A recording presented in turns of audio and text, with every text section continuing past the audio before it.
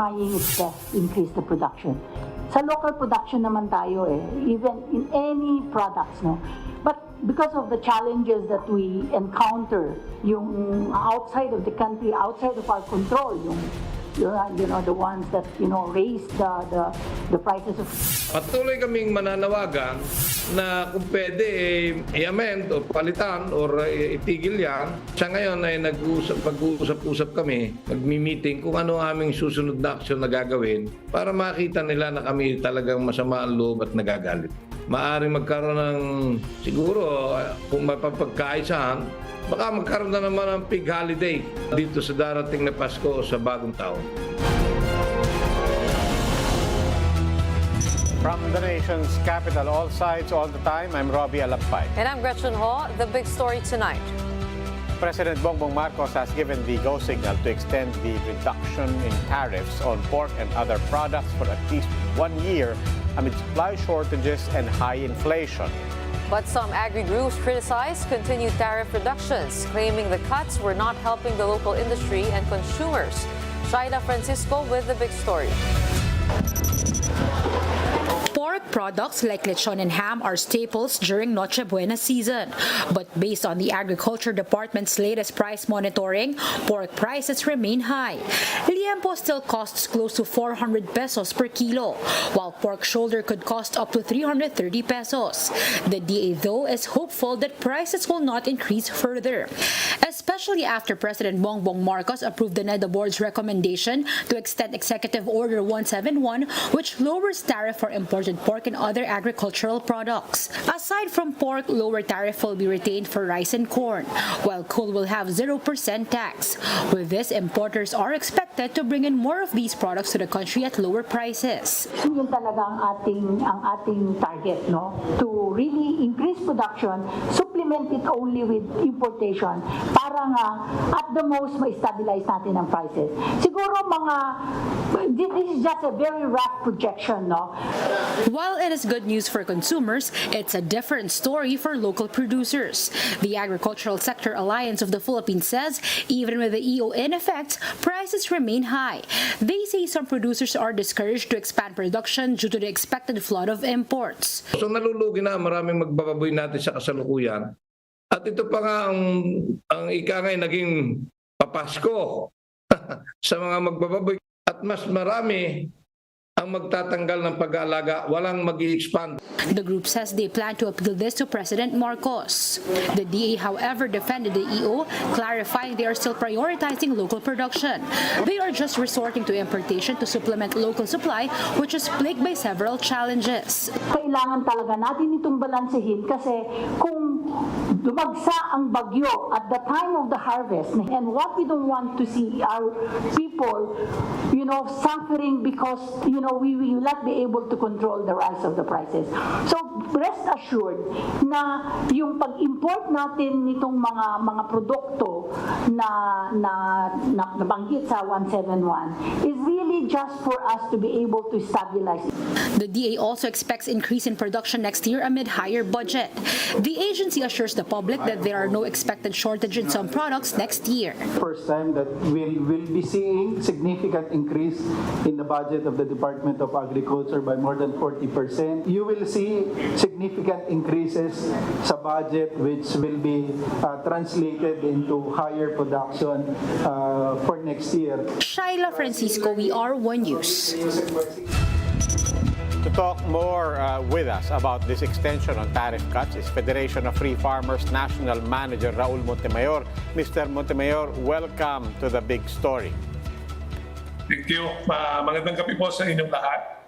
Magandang gabi po. At ang sinasabi po ng pamahalaan, there's no way around importing, loosening the tariffs, lowering the tariffs, and getting more importation. Tama po ba ang assessment ng gobyerno? Is there no way around importing? Well, 1.5 years na yung pinababa nila ang tariff. It started in June last year up to now.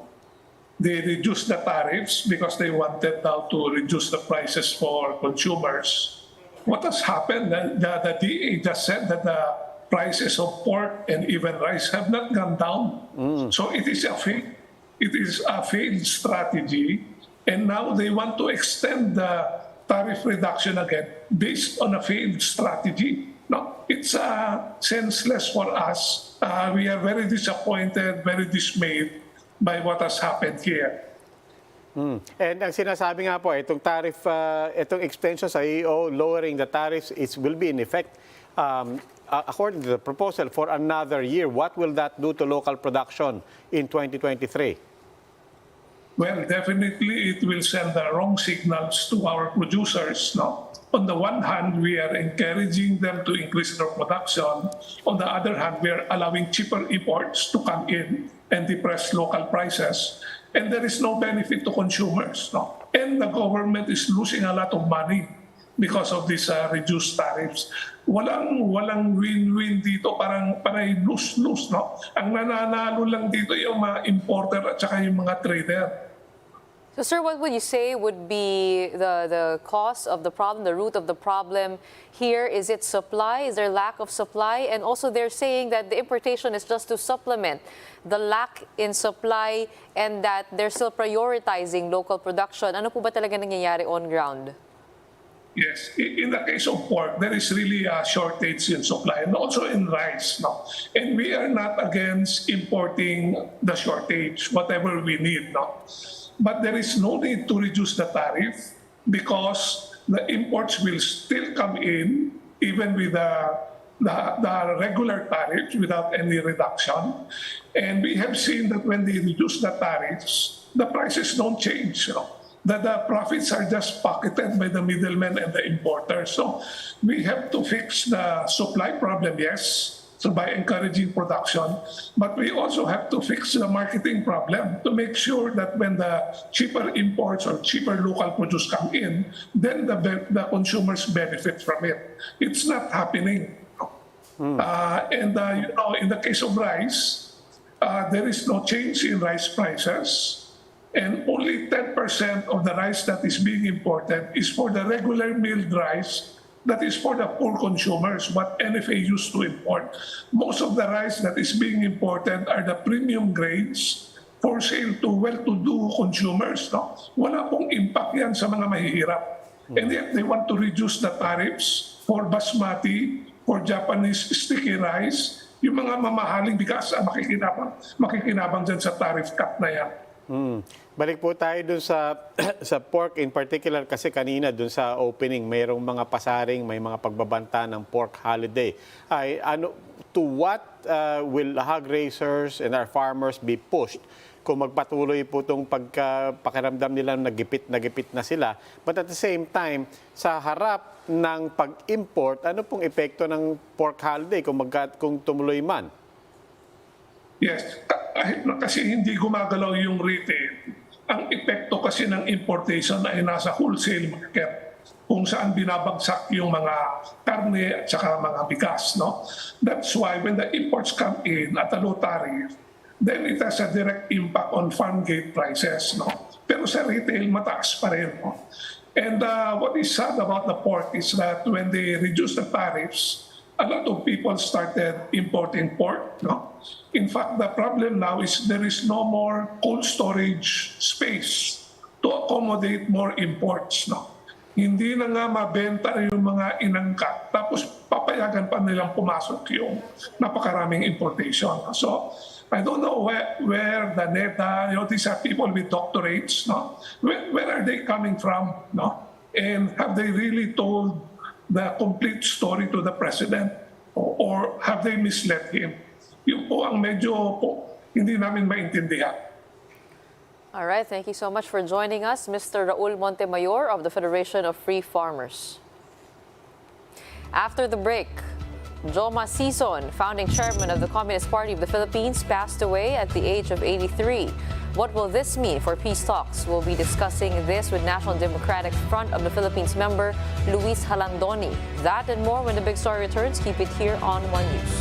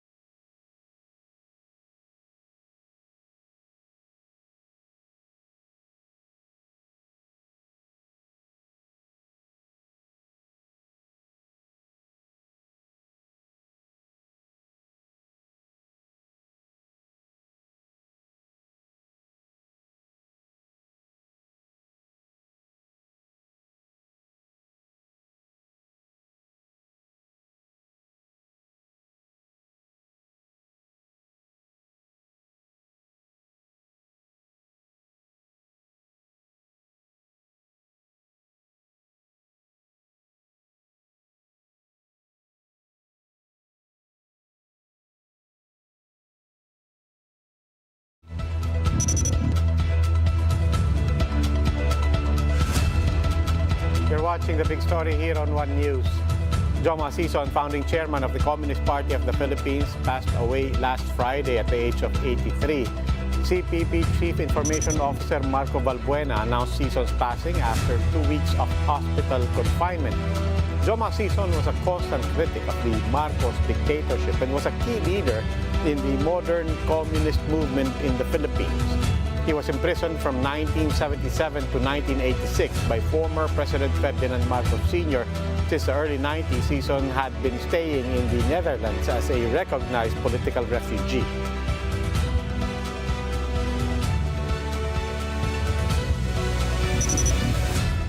Sison's recent death drew mixed reactions from government agencies and political personalities. Vice President Sara Duterte only had a few words for Sison. She said, "May God have mercy on his soul." Meanwhile, AFP spokesperson Colonel Medel Aguilar believes that Sison's death has weakened the Communist Party and thus provides the armed forces an excellent chance to engage their leaders. The National Defense Department, meanwhile, called Sison the greatest stumbling block to peace in the Philippines. And with his death, the Philippines can supposedly, quote, give peace a chance. But for Gabriela Party List and the Makabayan Bloc, truly giving peace a chance means resuming peace talks with the CPP, NPA, NDF. The Makabayan Bloc also called on government to implement genuine socio-economic and political reforms. Meanwhile, the NTF-ELCAC, or the National Task Force to End Local Communist Armed Conflict, urged members of the CPP to turn their backs on their party. What's next for the CPP and the peace process after Maria Sison's death? To discuss this, we have National Democratic Front of the Philippines member Luis Jalandoni joining us via Zoom. Good evening. Welcome to The Big Story, Mr. Jalandoni. Good evening sa inyong lahat and to all your listeners. Good evening. Magandang gabi po. So, sa tingin niyo po, Magandang gabi po sa inyong lahat. what will be the legacy of Joma and what will be the impact of his death on the peace process here in the Philippines? The legacy of Maria Sison is very rich in struggle and organization and fighting for the rights of the Filipino people. He was a big factor in the peace negotiations with the government of the Republic of the Philippines. Under the presidency of President Ramos, 10 agreements were made. Among them, the most important are the Hague Joint Declaration, which states that there is parity between the two parties and there is no capitulation, no surrender. This agreement was approved by President Ramos and also the principal of the National Democratic Front. Then followed the Comprehensive Agreement on Respect for Human Rights and International Humanitarian Law, or CARIL, in 1998, also under the term of President Ramos. So these agreements are very important and could be used to proceed with the peace negotiations. The National Democratic Front is open to peace negotiations with the new Marcos II regime if there is any sign of serious peace negotiations. So the National Democratic Front has kept its negotiating panel with Julie Sison as the interim head and Connie Ledesma and Asterio Palima as members. So I am also a serious advisor, senior advisor of the peace negotiating panel. We hope that there will be such peace negotiations as being suggested by peace organizations like the PEPP, the Philippine Ecumenical Peace Platform. Yes, but Mr. Jalandoni, you mentioned nga po by some organizations at the same time earlier on, you said if there is any signal from the current government of the Marcos administration. My question, sir, what has been the expression and communications and lines from the Marcos administration currently, both in terms of when they started the administration as well as on the passing of Joma Sison. Are there any indications of the direction that the Marcos administration will take in the peace process with the Communist Party? There is so far, unfortunately, no indication from the Marcos government that they would like to have peace negotiations. Although the third-party facilitator, the Norwegian government, has been active in trying to have something moving on the peace negotiations. All right, going back to Jose Maria Sison, is there a possibility that he will be buried here in the Philippines, and what are the timelines for that?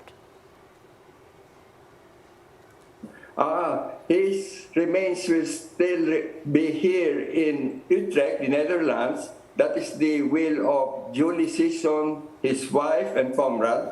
And there will be a wake now and also commemorations for Joma Sison.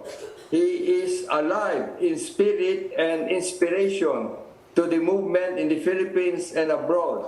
There have been many notices of support and solidarity coming from different organizations abroad and, of course, in the Philippines.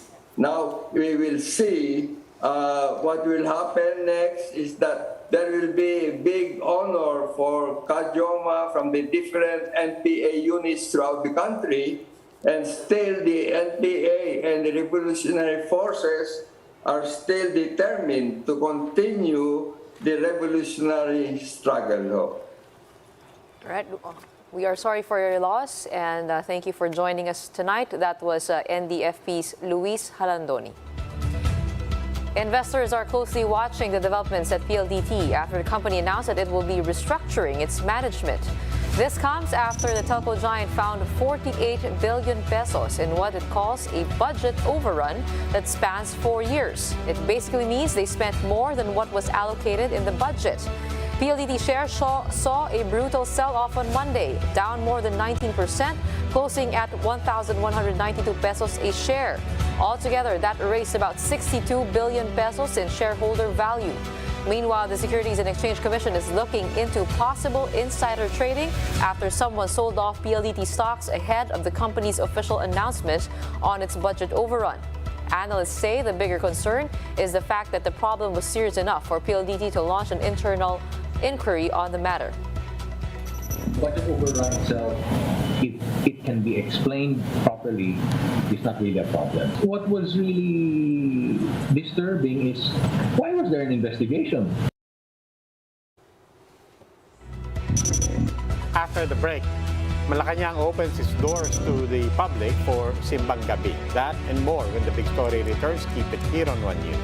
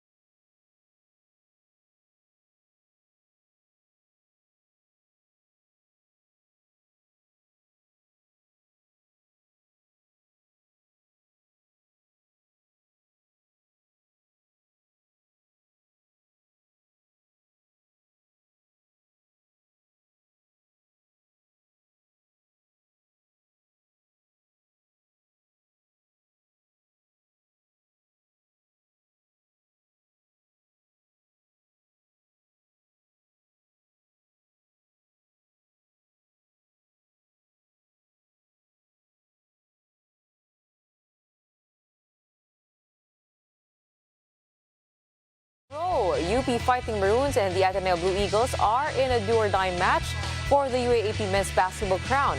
The Fighting Maroons all wore Save Lucero shirts after the forward tore his ACL in Game 2, making him unable to play today.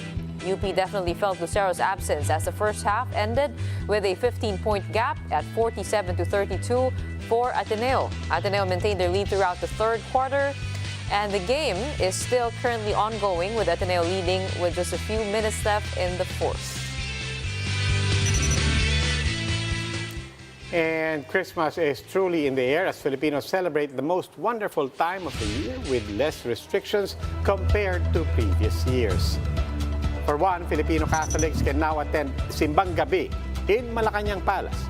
The Office of the Press Secretary said that Mass will be held in front of the Mapini Hall at 4:30 a.m. until December 24. The palace grounds will also be open from 7 p.m. to 6 a.m. for those who want to view the Christmas decorations. Paskuhan at the University of Santo Tomas is also back after 2 years of pandemic restrictions. Crowds of students and alumni gathered at the university to celebrate good food, music, and fireworks. Non-Tomasians are not allowed to attend the event this year, but the event is being streamed online, free for all. Well, I think I'm wearing the lucky collar for tonight, no? Ewan ko, talo ang blue kagabi. So, tingnan natin. Talo ang blue kagabi. Meron pa, hindi pa tapos. Hindi pa tapos. Fourth quarter, Pero naalala mo nung May, no? Nanalo kayo. Who knew things could change so fast within a year? Basta, we'll see. A few more minutes. Let's not keep people. You can still catch the final minutes of this game between Ateneo and UP. And that's the big story tonight. For more updates, follow News 5, the Philippine Star, and Business World online. You may also log on to onenews.ph for more analysis. Ako po si Robbie Alampay. The big story is also available via Signal Play app. Make a free account now at signalplay.com and stream One News anytime, anywhere. Ako po si Gretchen Ho. Stay safe, Philippines. We are One News, all sides, all the time.